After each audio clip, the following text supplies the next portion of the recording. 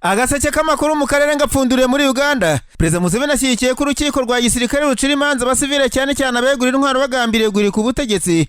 Muri Uganda kuri ubu hari impaka kuko urukiko rwa gisirikare rufite ububasha bwo kuburanisha abasivile cyangwa se rutabufite. Ari ni hagendewe kuri dosiye ya Dr. Kiza Besigye uhoze ari koloneli mu ngabo za Uganda wavuyemo, akaba asaba ko atakurikiranwa muri urukiko kuko atari umusirikare. Perezida Museveni yavuze ko urukiko rwa gisirikare rwagize akamaro cyane mu gutuma Uganda igihugu gitekanye, ahamya ko ntawe ukwiye kujyaho impaka kuko ariko bitegetswe kugenda. Abanyamategeko ba Uganda bamwe bavuga ko bidakwiye ko urukiko rw'abasirikare buranisha abasivile kuko bigoye ko rwabaha ubutabera bwa nyabwo ukurikije imikorere ya gisirikare n'uburyo inkiko zacyo zihana batandukiriye. Perezida Museveni yavuze ko umudendezo Uganda ifite ubukesha urukiko rwa gisirikare rutagira imipaka rukaburanisha n'abasivile kuko hari ababa barahiritse igihugu cyera iyo rutabaho. Ikinyamakuru Daily mutekereza ko Perezida Museveni uri ku butegetsi mu myaka 38 ishize yinyabije kuri Twitter agakwena abanyamategeko bibajije impamvu abasivile buranishwa n'abacamanza ba gisirikare mu nkiko za gisirikare. Yavuze ko nta kosa bibonamo. Bwana Museveni yahamije ko urukiko rwagiyeho 2005 rugamije guhangana n'abantu beguraga intwaro uko babishatse bagamije guhungabanya umudendezo w'igihugu,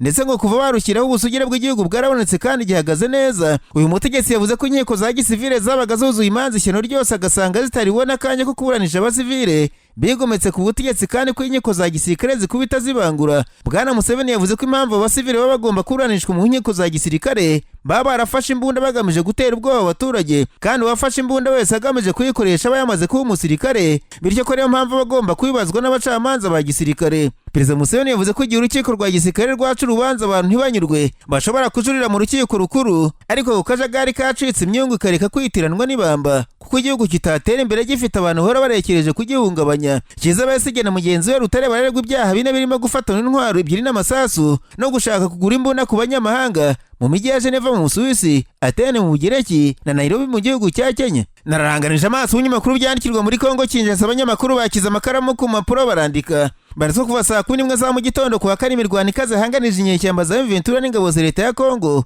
zigikiwe na bazerendo muri Kasege. Ku munsi wa kuwa gatatu nyuma ya saa 6 amakuru ava muri Kongo yavuga ko amakamyo 18 ari inyeshyamba za M23 zagurutse ikiwanje zerekeza Rubero, 15 zageze Kasege nk'uko amakuru aturuka muri ako gace yatangajwe na Tazama RDC bivuga. Bavuga ko ikigaragara ari uko M23 ngo ishaka gukomeza kurenga ku gahenge, bisa nkaho bigamije gukaza umurego mbere y'inama iteganyijwe hagati ya Perezida Tshisekedi na Kagame ku cyumweru Murangura. Ibi bikaba bisa n'ibyo M23 yerutse gutangaza ishinja ingabo za leta ya Kongo kuyigabaho igitero hagamijwe kwisubiza ibice yafashe mbere y'inama izabera i Rwanda ku cyumweru. Ibinyamakuru muri Kongo byavuze ko muri Rwanda ejo hashize havuzwe imirwano ikaze, aho amakuru avuga ko ku gace kakigenzurwa n'inyeshyamba za M23 na FARDC bikarushaho kuba bibi kwegerana. Hanyuma kandi mu ijambo ry'uko igihugu cyifashe muri uyu mwaka, Perezida wa Kongo Felix Antoine Tshisekedi yavuze ko igihugu cye gikomeje guhangana n'ubushotoranyi bw'u Rwanda M23 ndetse ko bizeye imbaraga za gisirikare. Perezida Tshisekedi yavuze ko ashimira by'umwihariko abasirikare ba Kongo, wazarendo n'ingabo z'ibihugu by'inshuti baguye mu rugamba baje gufasha igihugu kurengera ubusugire bwacyo.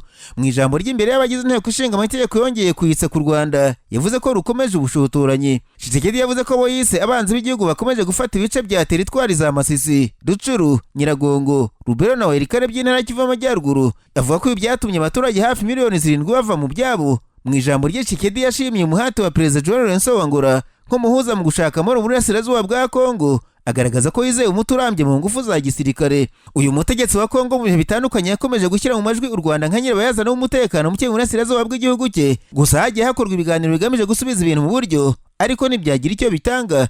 Biteganyijwe ko tariki ya 15 Ukuboza uyu mwaka ba Perezida Tshisekedi na Paul Kagame bazagirana ibiganiro imbona nkubone byitezweho gutanga igisubizo cy'amahoro arambye no kurekeraho gushinjanya hagati y'ibihugu byombi. Ibiganiro bikazabera i Rwanda Murangura. Nasimbukiye mu Burundi abanyamamakuru bicaye imbere ya mudasobwa barandika. Banditswe bari mugishaga mu nkambi z'impunzi mu Burundi bivugwa ko bataye akazi hari n'ibitewe n'imibanire bibi n'abanyeshuri, wongeyeho no guhembwa agashara k'intica ntikize. Amakuru aturuka muri icyo gihugu yavuze ko bari mu bigisha mu nkambi z'abakongomani mu Burundi bahembwa ibihumbi 100 by'amafaranga y'u Burundi, bagaragaza ko ari intica ntikize ukurikije ko ibiciro bihagaze ku masoko muri iki gihe. Uretse gukorera agashara ka nta kigenda, abo barimu bavuze ko bigoye kwigisha impunzi z'abakongomani kuko usanga abanyeshuri basuzugura abarimu nta kinyamupfura imbere ya mwarimu. Hari n'ibitwaje ko ari imiryango nterankunga ikorera mu nkambi y'abagize bacira hanikubite. Umwarimu ugerageje gucyaha umunyeshuri ngo ahinduke ikibazo bakisanga barabaye iciro ry'imigani imbere y'abanyeshuri. Ibi byose ngo byatumye abarimu amacaki bayajugunye barataho guhora barebwa nk'ikimbwa ihaze n'abana bakabaye babubaha nk'abaha ubumenyi. Ikinyamakuru SOS Media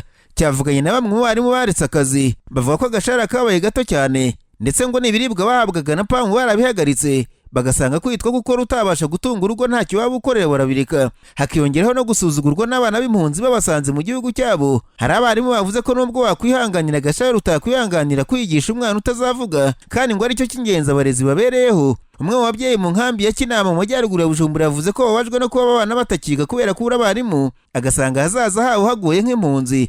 Amashuri y'impunzi z'abanyekongo Burundi abarirwamo abarezi barenga 300 bakitabwaho nta HCR na pamu. Iri genda ryabo ngo rishobora gutuma ibintu birushaho kuba bibi kuko abana bo mu nkambi batiga bateza umutekano muke. Agaseke k'amakuru mu karere ngapfundikire muri Kenya, abanyamakuru bakodeje ba muri no barandika. Baratwe Perezida wa Kenya William Ruto yavuze ko abanyakenya bamwifatira mu gahanga bakamunenga ku mbuga nkoranyambaga ahanini bagendera ku makuru atari yo mu cyo yise fake news. Hari mu muhango wo kwizihiza isabukuru y'imyaka 61 w'ubwigenge bwa Kenya, Perezida Ruto yavuze ko atanga ko abaturage bamunenga igihe cyose baba bafite ibimenyetso bifatika, atari ukunenga ibyo akoze bagendeye mu kigare gusa. Mu minsi ishize Perezida Ruto yakunze guhura n'ibitero by'abanyakenya ku mbuga nkoranyambaga basaba ko yegura akagenda, ndetse n'ubu ngubu hari intera igira iti Ruto must go now.